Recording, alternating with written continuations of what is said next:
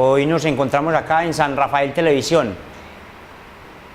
Luis Adrián Garcés, docente del municipio de San Rafael, con el gran propósito de mostrarle a la comunidad sanrafaelita y a quien tenga la oportunidad de ver este programa, la realidad que está viviendo hoy el magisterio colombiano, y hoy desde la mirada pues del municipio de San Rafael, docentes del municipio de San Rafael, que venimos en paro desde el pasado jueves 11 de mayo,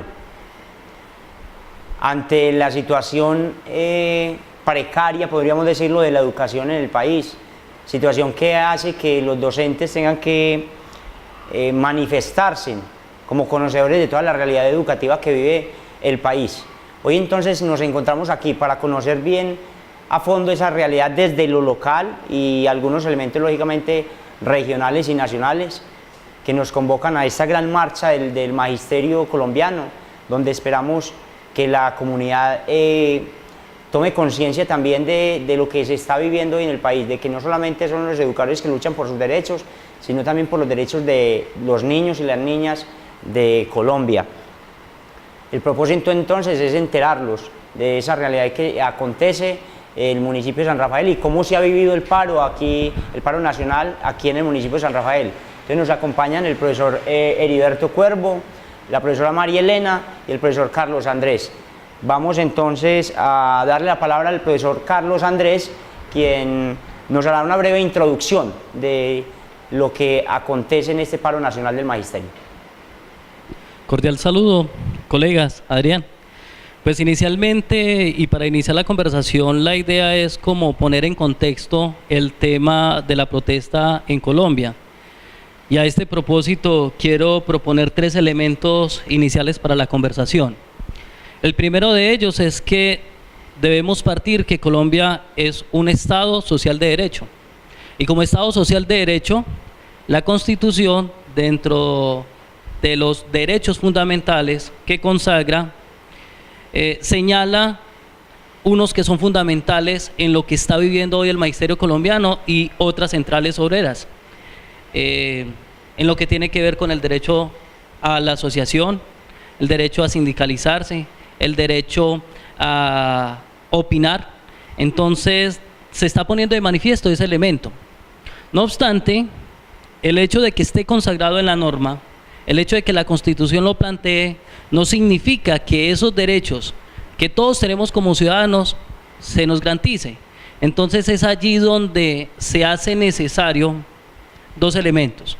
Uno es que nos reconozcamos como sujetos de derecho. La ley los consagra, la norma los plantea, pero usted y yo debemos reconocernos como sujetos de derecho. Debemos saber que esos derechos atraviesan nuestra vida, que esos derechos dignifican nuestro ser. Y cuando nos reconocemos como sujetos de derecho, entonces asumimos acciones en pro de la defensa. Y eso es lo que está aconteciendo en el momento. Y en ese orden de ideas, el otro elemento que quiero señalar es que cuando reclamamos, también nos comprometemos. Alguien dijo eso, reclamar es comprometerse. Entonces, de alguna manera, inmersos en una lucha por la defensa de los derechos que tenemos como ciudadanos, también asumimos unos compromisos con la sociedad en general y en particular con nuestro público, con quienes mantenemos esa relación permanente, que son nuestros estudiantes. Muy bien. Profesor Heriberto, también es importante como resaltar o sea, el porqué esto de las manifestaciones de los maestros, o sea, el porqué del paro y, o sea, y cómo los profes toman la decisión de salir a las calles a marchar. Bueno, un saludo muy especial para todos los televidentes de San Rafael Televisión, un saludo para mis compañeros y voy a referirme antes a algunos elementos que tocó el profe Carlos Andrés con respecto a la obligación que tenemos los colombianos y los ciudadanos de ser partícipes de la democracia. Quienes debemos defender la democracia somos los que nos podemos llamar demócratas, Una sociedad sin demócratas es una sociedad que no es viable. Dos estilos de democracia uno puede conseguir en el país: la democracia representativa y la democracia participativa. El ejercicio que está haciendo el magisterio colombiano hoy es un ejercicio de democracia participativa en el reclamo justo de unos derechos fundamentales. Con respecto a la pregunta puntual, Adrián, debemos recordar todos que en el año 2015 vivimos una situación parecida. Desafortunadamente, esa situación que en algún momento consideramos se había solucionado con un acuerdo en el gobierno, pues desafortunadamente en estos 2 años, 2016-2017, los acuerdos, lo firmado, no se ha desarrollado como lo habíamos esperado los docentes de Colombia. Seguimos teniendo problemas en el sistema de salud, seguimos teniendo problemas en inversión en educación y otros asuntos que desafortunadamente los maestros, por confianza en el gobierno, creíamos que habíamos solucionado, pero que desafortunadamente el gobierno ha venido incumpliendo, y ante ese incumplimiento pues el magisterio colombiano este año radicó un pliego de peticiones ante el ministerio y desafortunadamente pues no ha habido una respuesta positiva, y por eso hemos decidido salir a protestar, salir a las calles a denunciar que existen unas desigualdades que el gobierno no ha venido atendiendo, y que si seguimos así pues la calidad de la educación en el país cada vez va a estar en un nivel inferior. Muy bien. Hemos dicho de que, o se entiende a veces en el común, de que simplemente los niños y las niñas pues no están yendo a la escuela y que los profes están en paro. Ese es como el único concepto pues en muchas personas, y ese es el gran propósito con este programa y con todos los ejercicios que hemos hecho de manifestación hablamos específicamente de San Rafael, nuestro municipio, de que la comunidad conozca la realidad del paro, porque a veces se centran los medios de comunicación no muestran ciertos elementos, ¿sí? Pero la idea es ahondar como bien en esos detalles o en esos elementos que se vienen reclamando, esos derechos que se vienen reclamando, porque no solamente es el de los docentes en cuanto a la nivelación salarial o el no aumento del salario, por ejemplo en este 2017, o por ejemplo lo que tiene que ver con la situación de la salud, la atención en salud a los maestros. En el primer ejercicio que hicimos el viernes pasado, tuvimos un acercamiento viernes 12 de mayo con los padres de familia de la institución educativa San Rafael, donde les mostrábamos a ellos todo ese pliego de peticiones que se tiene ante el gobierno nacional y que es el que se tiene en la mesa aún de negociación, y es al que al gobierno no le ha prestado mucha atención, y eso es lo que nos obligó entonces a movilizarnos. El lunes estuvimos celebrando el 15 de mayo el Día del Maestro en pleno ejercicio del paro, de la manifestación. También manifestarle pues a la comunidad de que no simplemente los profesores están en paro y todos están en la casa o descansando esperando a ver si los de arriba se resuelven, no. Atendemos a una agenda que nos propone la Federación Nacional de Educadores, y la estamos llevando a cabo juiciosamente, y en las marchas que se programan para salir a las calles, siguiendo la directriz que nos dan, lo hacemos, y tratando en cada momento de que la comunidad comprenda de que no es solamente esos dos elementos por los que se están luchando, sino que hay más, y que la profesora María Elena nos va a comentar como en detalle cuáles son esos otros derechos o esos elementos que se vienen discutiendo con el gobierno. Buenas tardes, cordial saludo para mis compañeros y todas las personas pues que nos acompañan. Como decía Adrián, FECODE, que es pues el gremio que nos convoca a esta situación de cese de actividades, tiene un pliego de peticiones que ha sido ya presentado en varias ocasiones y que no ha sido atendido, digámoslo así, con la debida seriedad que merece, porque las peticiones que se encuentran son más que justas. Por ejemplo, tenemos que se garantice la prestación de un servicio digno para la comunidad educativa, Tenemos docentes que están laborando en una jornada única más de 8 horas diarias, estudiantes que no cuentan con un servicio mínimo de restaurante, espacios recreativos, infraestructura que garantice que esa jornada única se puede prestar con calidad, con dignidad, tanto para estudiantes como para los docentes. Tenemos una petición respecto a salud, que es el punto neurálgico de esta protesta, porque el sistema de salud está presentando fallas masivas que no permiten que se atiendan a los docentes y a sus familias con dignidad y calidad. Se está muriendo la gente y nos estamos quedando en la indiferencia. Hoy pasa, es noticia, y mañana como si nada hubiera pasado. Se me olvidan varios. Bueno, tenemos lo de la jornada única, lo de salud, que se garantice el aspecto salarial. Los docentes en Colombia somos los menos remunerados económicamente en comparación con otros funcionarios que ejercen, digámoslo así, una profesión con menos desgaste mental. Entonces sí estamos exigiendo una remuneración justa, porque los docentes vamos a la universidad, hacemos nuestra licenciatura, hacemos especialización, hacemos un doctorado y ganamos menos muchas veces que una secretaria. Además de esto, necesitamos que el Fondo de Prestaciones del Magisterio sea revitalizado, por decirlo así, porque hay un déficit prestacional que tiene en caos para asumir pensiones, cesantías de muchos de los maestros, a lo cual todo trabajador tiene derecho. No sé, profe, si usted me quiere complementar. Podríamos decir que el día de hoy a este proceso, a esta manifestación de los docentes, muchas centrales, muchos sindicatos se han unido.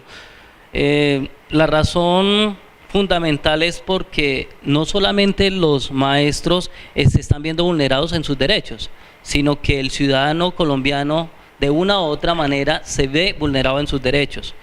Y esto se lo referimos a todos ustedes que nos están viendo, a la comunidad sanrafaelita y a todas las personas que les llegue la emisión de este programa.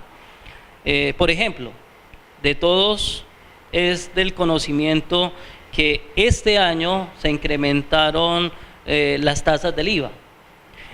Todos conocemos que, por ejemplo, las tasas de interés que se manejan en las entidades bancarias van en aumento. Una persona, sea docente o ejerza cualquier oficio, profesión, sea independiente, si tiene un vehículo, debe pagar impuestos por ese vehículo que tiene. Si tiene un bien raíz, debe pagar impuestos por ese bien raíz que ha adquirido. Y cada uno de los servicios que necesita o con el que cuenta para llevar una vida, entre comillas, en unos estándares mínimos de bienestar, le genera unos gastos en términos de impuestos. Y entonces una de las grandes inquietudes que puede tener uno como ciudadano es ¿qué está pasando con esos dineros? Y uno encuentra que muchas veces la respuesta es que esos dineros son despilfarrados a raíz de la alta corrupción que tenemos. Entonces es allí donde no solo, repito, el maestro, sino cualquier ciudadano debe sentir indignación, debe sentir ese dolor de que le aporta a un país que no apropia los recursos que necesita para cumplir derechos fundamentales de la sociedad, como los que ha referido la profesora: derecho de salud, derecho de educación, bienestar, entre otros. Muy bien, se habla bastante de lo que tiene que ver con educar con calidad, ¿sí? Y en este educar con calidad, pues, se requiere de que hayan unos mínimos elementos acondicionados para ofrecer esta educación con calidad. Entonces, uno se pone a mirar la institución educativa San Rafael, un solo elemento, por ejemplo, en cuestión de recursos. Se habla de las nuevas tecnologías de la información y la comunicación y que la educación esté enmarcada en esta nueva era educativa del siglo XXI, por ejemplo. Y es asombroso saber que la institución educativa, para lo que llevamos del año, no cuenta con conectividad, ¿sí?, en las salas de sistemas, que es una responsabilidad del Estado, ¿sí?, que es una responsabilidad del Estado.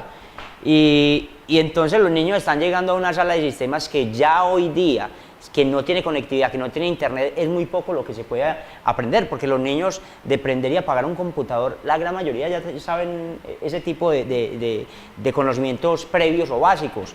Ellos quieren ir más allá y la escuela necesita, digamos, hacer uso del internet, porque ofrece toda esa información que hoy está en la nube, que además de que la información que se ofrece, digamos, hoy en nuestras bibliotecas se queda corta para todo lo que hay en cuestión de información en el internet.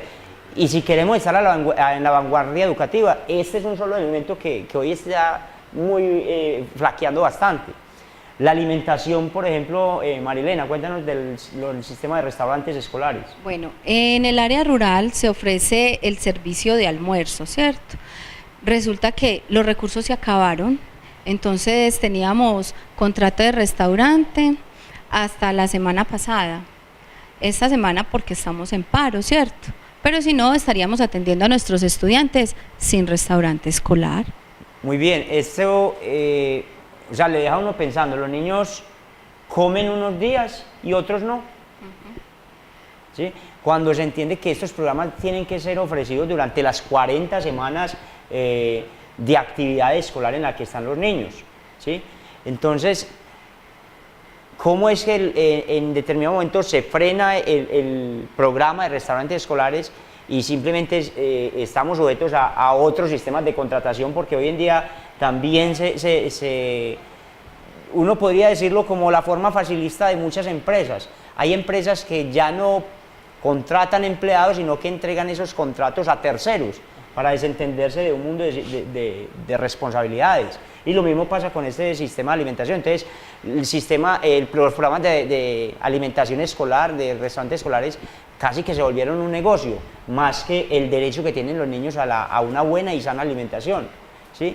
Porque se entregan a un oferente que no deja de ser, en términos populares, un negociante más. Lo que se busca es ganar un lucro, ¿cierto? Ganar dinero. Entonces, el que haya un lapso entre una semana, más a veces, en que frenan ese proceso, o hasta meses hemos tenido en que no ha empezado el programa de restaurantes escolares, ¿sí? Eso tiene que afectar. O sea, si estamos hablemos por ejemplo de San Rafael, donde, digamos, son mínimos los problemas de desnutrición, pero aquí no estamos peleando por San Rafael, aquí estamos peleando por la educación en Colombia, ¿sí? Y sabemos de departamentos, de municipios que hay grandes problemáticas en cuestión de nutrición, ¿sí? Entonces, esos niños que a veces llegan a las escuelas porque no hay más que comer, porque casi que es la única comidita que comen en el día, hijos de madres solteras, con desempleados, que no hay forma hoy para muchas familias de tener el sustento alimenticio. Ese fortalecimiento alimenticio lo ofrece la escuela, siempre y cuando se esté ofreciendo el programa de restaurante escolar, y es otra de las grandes falencias, es otro elemento por el cual se está luchando en este momento en la marcha del magisterio colombiano, y estamos transmitiendo este programa con ese propósito. Esta semana nos preguntaba una madre, bueno, ¿y nosotros cómo podemos apoyar? ¿Sí? Uno, decíamos, es entender la situación, la realidad de que está viviendo el país en cuestión de educación, ¿sí? Dos, uno diría, bueno, yo soy papá, mi niño, hay profesores que, digamos, porque el que estemos aquí hoy en paro, la gran mayoría del magisterio colombiano, no deja de que hayan algunos maestros que también aún estén dando clases, no hayan salido a paro, y eso es respetable, pero uno dice, esos niños que están asistiendo a la escuela, yo digo, como padre de familia, yo tengo que ser solidario no con que mi niño les está recibiendo una atención en educación y ya, no me estoy preocupando por cómo la está recibiendo o qué está recibiendo el otro, ¿sí? O los niños también que hoy no están recibiendo clase.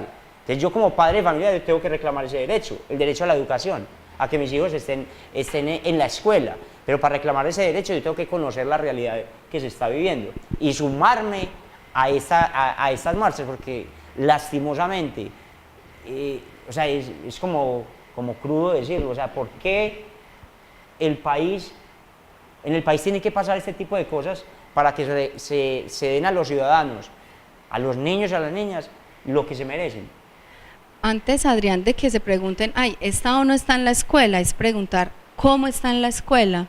Porque si está pasando hambre, porque jornadas demasiado largas y no se les ofrece un suplemento alimentario que cumpla con esas necesidades, un niño con hambre nunca va a aprender, nunca.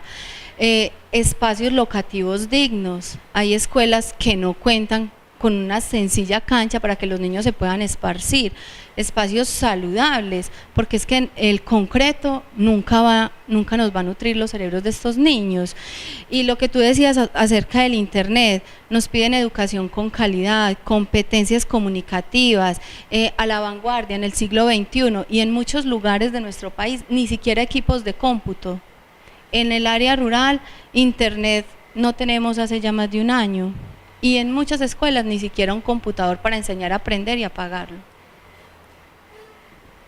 Adrián, yo le quiero complementar, cuando usted hablaba de que las instituciones educativas deben ofrecer unas condiciones mínimas, se han abordado elementos como el tema de la alimentación escolar, se ha hablado de la conectividad, pero hay otra serie de situaciones que acontecen en la escuela colombiana, que es importante pues que la comunidad lo conozca.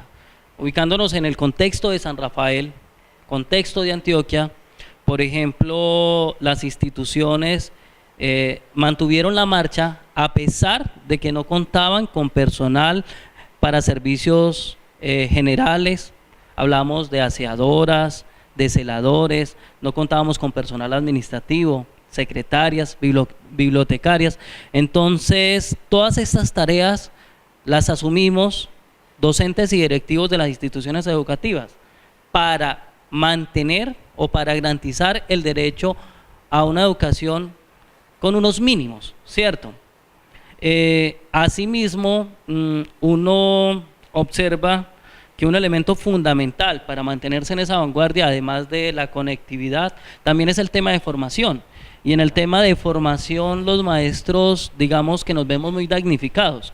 Hay formación si tú, como persona, como sujeto, como maestro, como profesor, se preocupa por hacerlo, ¿cierto? Pero digamos que los aportes para que tú te puedas formar son mínimos o digamos que son nulos.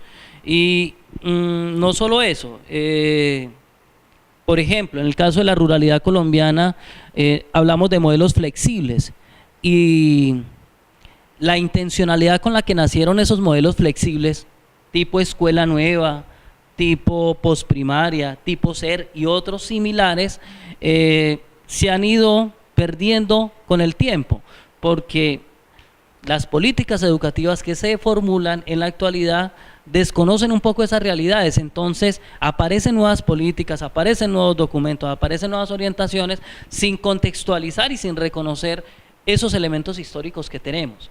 En ese mismo tema de la formación, yo quiero hacer énfasis en algo que decía la profesora, y es que además de que la formación pasa por usted como maestro, esa formación no es suficiente para que usted logre un ascenso en el escalafón. Es decir, usted hace una inversión en una licenciatura que el día de hoy puede estar por el orden de los 25, 30, 35 millones de pesos, y eso no te garantiza que finalizada tu formación puedas ascender, ¿cierto? No, seguirás ganando lo mismo, porque ese ascenso está condicionado por otra serie de elementos. Haces una maestría en la que mínimo tienes que invertir entre 35 y 50 millones de pesos y no te garantiza ninguna retribución a nivel económico esa inversión si no te sometes a una serie de requerimientos que hace el ministerio. Haces un doctorado y pasa igual. Entonces, esos son elementos que muchas personas no conocen. Por eso es importante no dejarnos confundir. A veces los medios de comunicación nacionales brindan una información muy parcializada, ¿cierto? Y no hacen una investigación de qué es lo que realmente está pasando con el magisterio colombiano. Bien, Carlos, hay un elemento que usted mencionaba y que y que yo considero que la comunidad debe conocerlo. O sea, y es que es absurdo, por ejemplo, una escuela, la escuela Narcís Arbeláez de la Institución Educativa San Rafael, una escuela enorme, ¿sí? Grandísima, de 2 niveles, que atiende casi 700 niños todos los días, más sus 30 funcionarios aproximadamente, entre maestros y directivos y administrativos, y hay una sola aseadora, una sola persona para hacer aseo, una sola señora, para hacerle el aseo a toda la institución. Bueno, además, que hay momentos en que quien debe responder, el gobierno departamental o nacional, para estos servicios, no lo hace, la institución se ve en la obligación de, o con sus propios recursos o con la ayuda de alguien, poder mantener más o menos la escuela, pero es asombroso, una sola persona para toda la escuela. Otra cosa que me parece, yo no sé, eso no tiene nombre, en términos de hablar de educación con calidad, un auxiliar de biblioteca, por ejemplo, que le dan un contrato de 1 mes, un contrato de 1 mes, terminado el contrato, queda eso a la deriva y puede ser otro mes y medio o hasta más, esperando que otra vez la nombren o nombren a otra persona para estar en ese lugar. Y se entiende que si ese servicio existe en la escuela es para que haya una mejor educación para nuestros niños y niñas. Y eso está pasando aquí en San Rafael, padres, madres de familia y comunidad en general. Entonces ahí está el llamado que nosotros tenemos, no solamente son los maestros, es qué tipo de educación, qué clase de educación están recibiendo nuestros niños y nuestras Adrián, yo le quiero plantear otro elemento que es una realidad que pasa a nivel nacional. Hoy lo vive San Rafael y es el tema de las maestras de apoyo. La institución educativa San Rafael y en general el municipio de San Rafael lleva más de 1 año sin maestra de apoyo. Nosotros tenemos una población de estudiantes con necesidades educativas especiales o con presuntas necesidades significativas y los maestros de aula, el docente que va todos los días al salón a trabajar con los niños, en ocasiones requiere del acompañamiento, requiere de la asesoría, requiere del consejo de alguien que de pronto tenga una formación más específica en ese tema. Y nosotros no tenemos en este momento. Y así como estas son realidades que atraviesan la realidad de las escuelas colombianas. Aquí es maestra de apoyo, en otros lugares faltarán maestros de química, de español, faltarán maestros en la primaria, y así por este estilo. Bueno, profesor Heriberto, ¿tiene algo para agregar y para enterar a la comunidad sobre la realidad que estamos viviendo hoy en Colombia? Yo pienso que se ha hecho una exposición amplia de la problemática. Yo quisiera hacer un aporte más con respecto a la coherencia de los gobernantes. Por las redes sociales circuló un artículo de prensa del año 2000 en el cual el hoy presidente de la República, el doctor Juan Manuel Santos, escribió un artículo de prensa donde decía y expresaba que no subirle el sueldo a los profesores o no tener unos profesores bien pagados y con buena formación era algo torpe e injusto. Y él mismo, en esa posición de ciudadano en el año 2000, le pedía al gobierno que priorizara el gasto público y que hiciera el esfuerzo necesario para cubrir el déficit fiscal que había, con el fin de mejorar la calidad de la educación en el país y con el fin de mejorar las condiciones de vida de los maestros. Y decía algo muy importante, y es: si queremos que el país participe con éxito en la globalización de los mercados, en una economía que pueda participar digamos que en este mundo que está siendo muy competitivo, la mejor inversión tiene que ser en educación. Lo dijo en el 2000. Estamos en el 2017 y él es hoy presidente de la República, y cuando se le presentó estas necesidades, lo que dijo es: no hay recursos para educación, no hay recursos para mejorar las condiciones de formación, de salarios y de salud de los maestros. Entonces el llamado es para que la ciudadanía encuentre que en esos gobernantes debe haber coherencia, debe haber honestidad en el discurso. Uno no puede cambiar el discurso en el año 2000 al año 2017. Es decir, como en ese tiempo no tenía la investidura de presidente, entonces era muy fácil opinar y ver la realidad de otra manera. Hoy que tiene esa responsabilidad, simplemente la soslaya diciendo que no hay recursos. Y respecto al que no hay recursos, uno se pregunta, como lo motivaba el profesor Carlos Andrés ahorita, cuando decía, venimos de una imposición de una reforma tributaria muy fuerte, de un incremento al IVA de un 16 al 19%, el país a diario vive con tristeza cómo desfalcan el erario público, el triste fenómeno de Reficar, el triste fenómeno de Odebrecht, todo lo que ha pasado en el país con contrataciones donde uno ve que se despilfarra el erario público, donde el dinero cae en manos de los corruptos y como que en Colombia no pasará nada, simplemente el dinero se desaparece.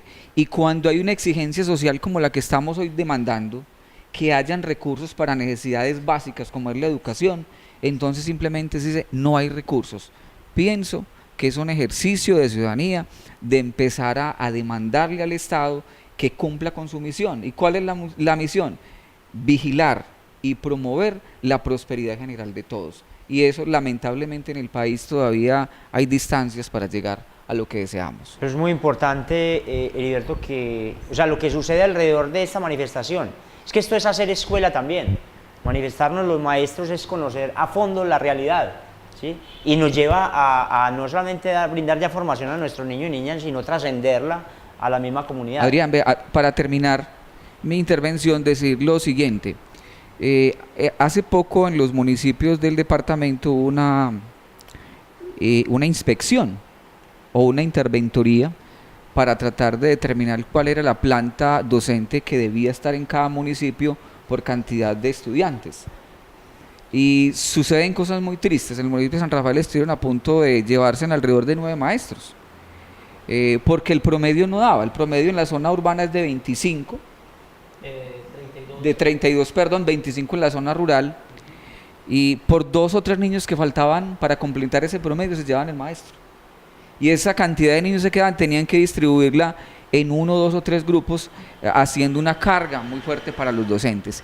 Y hace 3 días, por Blue Radio salió una noticia que a mí me genera mucha inquietud, y es como descubren una nómina paralela en el Ministerio de Educación, con más de 700 empleos creados sin justificación alguna, con sueldos de 6.800.000 pesos, mientras que a nosotros como municipio se nos llevan profesores porque faltan 2 o 3 estudiantes. Y que no hay plata. Y que no hay plata. Entonces la reflexión tiene que ser de todos y decirnos, bueno, entonces, ¿qué es lo que está pasando en este país?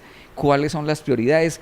¿Cómo es que los colombianos podemos influir para que realmente las decisiones sean del país, no del gobernante? Muy bien, hoy San Rafael puede contar con esos promedios de 30 a 40 estudiantes, hasta 40 no llegamos, pero hombre, no estamos aquí en nuestro contexto de San Rafael solamente luchando, estamos luchando por lo que está pasando en toda Colombia, ¿sí? Y el sostener los grupos como los sostenemos acá no ha sido por voluntad del gobierno, ha sido lucha también del gobierno local, de mantener y de sostener las mínimas condiciones para ofrecer la educación, ¿sí? Pero claro, cuando allá se dan cuenta mediante los sistemas, las bases de datos que manejan, de que se pueden llevar una plaza y no tardan en llegar a llevársela, ¿sí?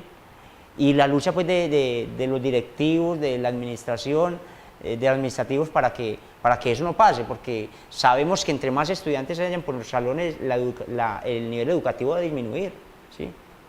Marilena. Yo quería hacer pues como una reflexión en cuanto a lo que dijo el profesor Heriberto, y es que una de las políticas de campaña de Santos siempre fue la paz, pero tenemos que concebir la paz como algo más integral. Paz nunca va a haber si no tenemos inversión social, y la inversión social se hace en salud y educación. Si los colombianos tenemos salud y educación, las cosas van a marchar, porque se van a presentar oportunidades, la gente va a salir a trabajar con más amor, desde que se le estén cubriendo, digamos, esos derechos y esas necesidades básicas.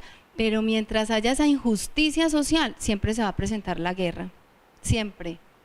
Profesor Carlos.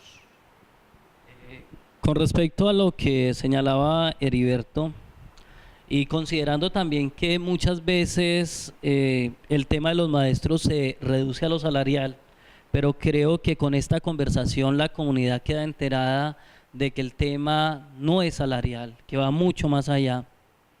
Pero quisiera decir lo siguiente: el profesor mejor pago que esté en este país no está recibiendo lo justo por su trabajo.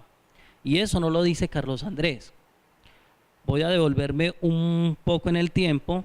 Para el 2014, en el paro anterior, el mismo gobierno tenía un estudio realizado desde la Fundación Compartir y también con una prestigiosa universidad del país, que decía que los maestros recibíamos un salario más o menos en promedio 20% por debajo de lo que realmente deberíamos tener. Y esa realidad al día de hoy no ha cambiado. Realmente, de acuerdo, digamos, entre comillas, las ganancias en términos de salario con respecto al paro del 2014 ha sido, de esos 20 puntos de los que hablábamos, hemos logrado 3 puntos en el transcurso de estos años. Entonces todavía el desfase es impresionante en esa materia. Y reitero, se generan muchos sofismas de distracciones, se dicen muchas mentiras, se engaña de muchas maneras. Entonces es muy importante que el ciudadano busque diferentes puntos de vista, busque diferentes opiniones y cada uno procure armar su propio criterio. Nosotros aquí estamos contando una realidad desde lo que vivimos en la cotidianidad. Los altos mandos del gobierno la cuentan desde su mirada, ¿cierto? Y habrán muchas personas que opinen, pero le corresponde a cada uno formar su propio criterio. Muy bien, Carlos. Yo creo que la comunidad sanrafaelita tenemos que volvernos fiscalizar todo lo que tiene que pasar o viene pasando en educación. Otro elemento por los cuales se viene también participando en estas marchas es el lado de la infraestructura escolar, ¿sí? De escuelas que están bastante deterioradas, con bastantes daños, con goteras por todos lados, ¿sí? Donde, hombre, el maestro, si se pone a hacer esto, entonces se pone con sus niños a arreglar, bueno, y se podría aprender mucha situación también, emprendiendo este tipo de ejercicios. Pero es que hay una responsabilidad del maestro y hay otra responsabilidad que es del Estado. Y esa responsabilidad del Estado es mantener la infraestructura educativa en buenas condiciones para que se pueda ofrecer educación. Hay niños que se tienen que salir mejor a estudiar al campo abierto porque el aula no está acondicionado, no permite hacer el ejercicio. Y rico también esos ejercicios que se hacen en campo abierto, ¿cierto? Pero no siempre vamos a poder estar con los niños afuera, ¿sí? Entonces, es como esa infraestructura escolar que debe estar acondicionada, que debe estar dotada, que debe estar en buen estado para hacer lo que se debe hacer dentro del aula, se haga de la mejor manera y sin ningún riesgo para los niños, para los profesores y para las personas que asistan, ¿sí? Entonces, cuando asistimos como padres de familia a una reunión de padres de familia en las escuelas, tenemos que estar a 4 ojos, como se dice. ¿Cómo está mi escuela? Porque a veces pensamos que es que la escuela es de otros. No, es nuestra escuela. Y esa escuela la pagamos nosotros con nuestros impuestos, como dice el profesor Carlos. Todos pagamos impuestos, no solamente los empleados. Cuando vamos a comprar la bolsa de arroz a la tienda estamos pagando impuestos. Y ese impuesto se entiende que es para que se retribuya en bienestar para nosotros, para que se le brinde la educación con calidad a nuestros niños y niñas. Nosotros estamos pagando por eso, ¿sí? Entonces, es absurdo que nos quedemos ahí y que no reclamemos lo que por derecho tenemos, profesor. Yo quiero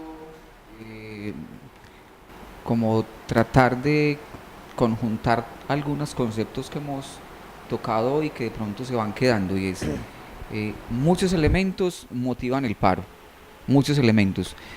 Pero para tratar de que la ciudadanía le quede como fuertecito algunos conceptos, recordarlos. Primero, estamos luchando porque haya una alimentación escolar que garantice que el niño tiene una estadía con las suficientes posibilidades de participar en un proceso de enseñanza donde su cerebro tenga los mínimos de energía para estar 4 o 5 horas. En la ruralidad un niño camina 1 hora para llegar a la casa, desayuna a las 6 de la mañana o 6:30, camina 1 hora, a las 7:30, 8 que llega a la escuela, el desayunito que se comió en la casa ya se lo gastó en el camino. Los que pudieron desayunar. Empieza clase ya con un mínimo de energía, debe salir al almuerzo o al desayuno a que nuevamente pueda nutrirse para poder participar de un proceso de enseñanza-aprendizaje. Si en el cerebro no hay energía, entonces no hay cómo operar. El niño no va a tener niveles de atención para poder estar en un proceso con la capacidad de atender una clase. Entonces, la alimentación escolar es fundamental para el proceso de enseñanza-aprendizaje. 2, transporte escolar. En la zona urbana y en la zona rural, niños que tienen que desplazarse 5, 6 y más kilómetros. Es política de Estado financiar el transporte escolar. En este momento el municipio no tiene esa financiación, no tiene esos recursos. ¿Por qué? Porque el gobierno no ha desembolsado. ¿Por qué está en riesgo el restaurante escolar? Porque se desfinanció el programa. Un niño está comiendo con 700 pesos al día. Eso es increíble. O sea, eso no le cabe en la cabeza a una persona que un ministerio esté dando tan pocos recursos para el tema de alimentación escolar. Tercero, el tema de infraestructura. En San Rafael, más del 85% de las escuelas necesitan mejoramiento. Cada 4 años, y digo esto, no en todos los cuatrienios de gobierno, se mejoran 3, 4 escuelas, cada 4 años. Imagínense ustedes cuándo vamos a alcanzar a mejorar las más de 40, 49 sedes educativas que tenemos en el municipio. El tema de conectividad, ¿cuántos discursos, profesora María Elena, profesor Adrián, profesor Carlos Andrés, escuchamos de los gobiernos de hablar de conectividad en el país? Y realmente, ¿qué hay en las escuelas rurales y en las escuelas urbanas? Equipos viejos, obsoletos y sin internet, sin posibilidad de conexión a red. Entonces es una falsedad, es una distracción que hay de parte del gobierno para decir que tenemos conectividad, es falso. Tercero, existen en las instituciones unas personas que son prioritarias. El tema de las aseadoras, el tema de las auxiliares administrativas. En este momento el colegio está sin personas de apoyo. Ya hace una semana llegaron, pero les dan un contrato de 1 mes, se termina y otra vez a esperar. Entonces no es justo que en nuestra Constitución se consagre en el artículo 67 el derecho a la educación, pero es que el derecho a la educación es en condiciones de calidad y deben haber maestros. Debe haber restaurante escolar, debe haber buena infraestructura, debe haber recursos tecnológicos, debe haber bibliotecas, debe haber espacios de aprendizaje, debe haber personas como las orientadoras escolares para atender casos especiales. Y en este momento existen unos elementos que no están dados en las instituciones educativas para hablar de una educación de calidad. No estamos saliendo a protestar a las calles por el salario de los maestros. Estamos saliendo a protestar a las calles porque la educación del país necesita de unos factores integrales para poder hablar de calidad de la educación. Muy y hasta bien. El momento no se está dando. Profesor Carlos. Sí, quiero hacer un par de precisiones. Uno, algo que decías ahora, Adrián, aunque el docente quisiera, por ese sentido de pertenencia, hacer arreglos de infraestructura de su escuela, no lo puede hacer.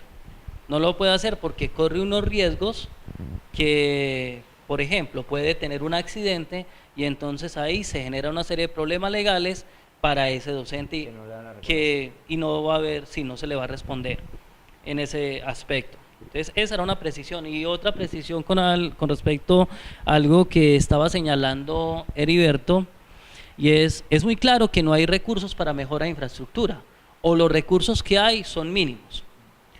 Para el caso de San Rafael también se ha señalado que una de las grandes dificultades que existen para realizar mejoras a las escuelas, especialmente las rurales, es el tema de a quién le pertenece la escuela.